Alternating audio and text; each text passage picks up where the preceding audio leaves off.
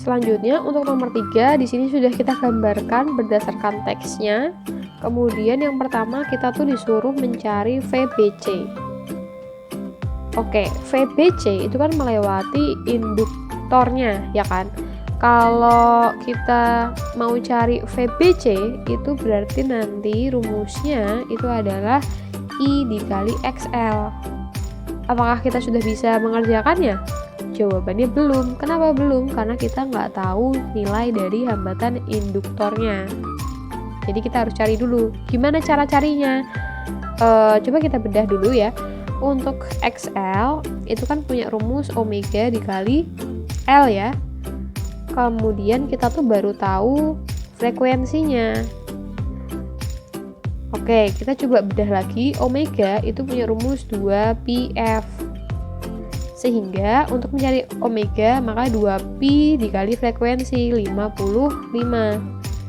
Jadi omeganya sudah bisa kita cari belum? Sudah. Berapa? Jawabannya adalah 110pi. Itu adalah omeganya. Terus kalau sudah tahu omega berarti ini sudah tahu nih, tapi kita belum tahu si L-nya. Nah, kira-kira gimana? Kita coba cek lagi ya. Di sini kan juga diketahui VAB. Oke, ini coba pengecekan. Kita coba cek VAB. VAB itu berarti kan I dikali R. VAB-nya 40. I-nya I efektif berarti ya. Dikali R. R-nya itu adalah 110. Ini bisa kita coret. Berarti I sama dengan 4/11. Oke, kita keep dulu. Barangkali nanti berguna. Oke, nah ini I-nya itu berarti I efektif ya. Kemudian apalagi? Di sini ada I efektif sama V efektif. Berarti kita bisa cari Z-nya menggunakan persamaan Z. Menggunakan persamaan V efektif sama dengan I efektif dikali dengan Z. Untuk mencari Z berarti V efektif dibagi I efektif. V efektifnya berapa? 220. I efektifnya berapa? 4/11 atau 220 kali 11 dibagi 4. Nah, sekarang kita hitung 220 kita bagi 4 itu menghasilkan 55. 55 dikali 11 itu adalah 605. Jadi 605 ohm. Kita sudah dapat si Z-nya. Setelah itu kita coba bedah si Z-nya ya. Kita bedah Z karena ini rangkaiannya cuma rangkaian R sama L, berarti Z sama dengan akar dari R kuadrat ditambah XL kuadrat. Z-nya tadi sudah dapat 605 kuadrat ya, sama dengan R kuadrat berarti 110 kuadrat ditambah XL kuadrat.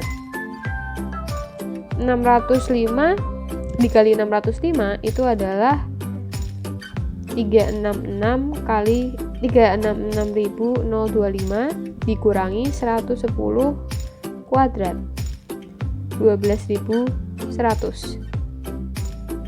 Kemudian sama dengan XL kuadrat, jadi XL sama dengan akar dari pengurangan ini 366.025 dikurangi 12.100, maka akan didapatkan 353.925. Maka untuk nilai XL nya itu adalah 353, akar dari 353.925 nanti akan didapatkan XL nya adalah 594,9 ohm. Oke, kita sudah dapat XL nya. Tadi yang dicari adalah VBC sama L. Oke. Selanjutnya, proses yang kelima, XL itu cara carinya adalah omega dikali L. XL-nya sudah dapat. 594,9. Omeganya tadi kita sudah dapat ya. Omeganya itu 110 dikali L. Jadi L-nya 594,9 dibagi 110. Maka didapatkan L-nya adalah 5,41 Henry. Jadi L-nya sudah ketemu. Kemudian kalau carinya VBC yang ada induktansinya, jadi kan yang dicari adalah VBC. VBC itu berarti dari sini sampai sini. Itu kita menggunakan rumus I dikali XL. I-nya berapa? I-nya tadi kita cek lagi 4/11. XL-nya berapa? 594,9. Berarti 594,9 kita kalikan 4 lalu kita bagi 11. Hasilnya adalah 216,327 volt. Selanjutnya untuk soal nomor 4, jadi di sini yang ditanyakan adalah impedensi. Mungkin kita cek dulu impedensi. Ingat punya rumus adalah R kuadrat plus XL min XC kuadrat. Tapi karena di sini hanya ada L sama C, berarti nanti Z-nya menjadi XL min XC kuadrat. Selanjutnya kita belum tahu XL-nya, berarti kita harus cari dulu. Berarti yang pertama kita cari XL, rumusnya adalah omega dikali L. Omeganya berapa? Bisa didapat dari sini.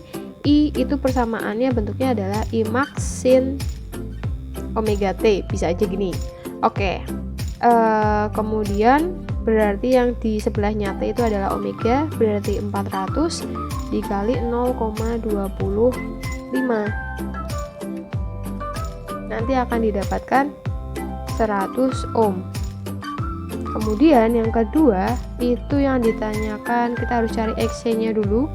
1 per omega dikali C berarti 1 per 400 dikali C-nya 2 kali 10 pangkat minus 4 ya, karena 202 kali 10 pangkat 2 mikronya kan 10 pangkat minus 6, jadi sisanya 10 pangkat min 4.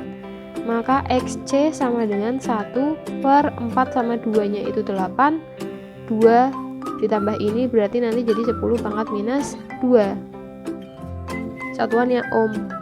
Kemudian berarti kita bisa menghitung Z, maka Z sama dengan akar dari XL yaitu 100 dikurangi XC 1 per 0,08 kuadrat menjadi 100. Kita jadikan 0, pecahan ya, berarti nanti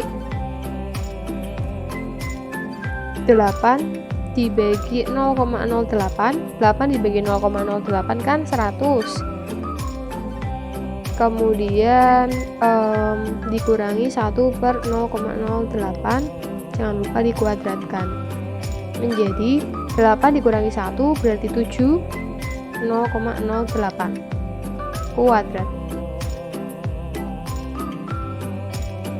Kemudian ada kuadrat, ada akar, berarti bisa kita coret ya. Nanti dapatnya 7 per 0,08. 7 dibagi 0,08 itu adalah 87,5. Berarti satuannya adalah ohm. Kemudian untuk persamaan V-nya sendiri, V sesaat itu adalah V max sin omega T.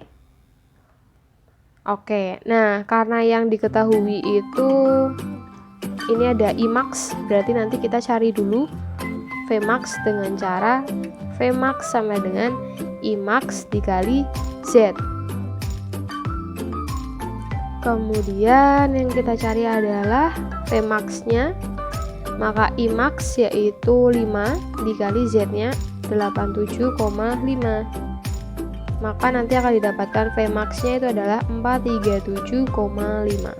Maka V sama dengan 437,5 sin omeganya adalah 400 T. Ini adalah persamaannya. Selanjutnya nomor 5, jadi dia beresonansi. Oke, kalau beresonansi ingat kita punya rumus V frekuensi resonansi sama dengan 1/2pi akar dari 1/LC. F resonansinya itu adalah 2 MHz. Kita jadikan Hz dulu, berarti 10⁻6 ya, sama dengan 1/2pi.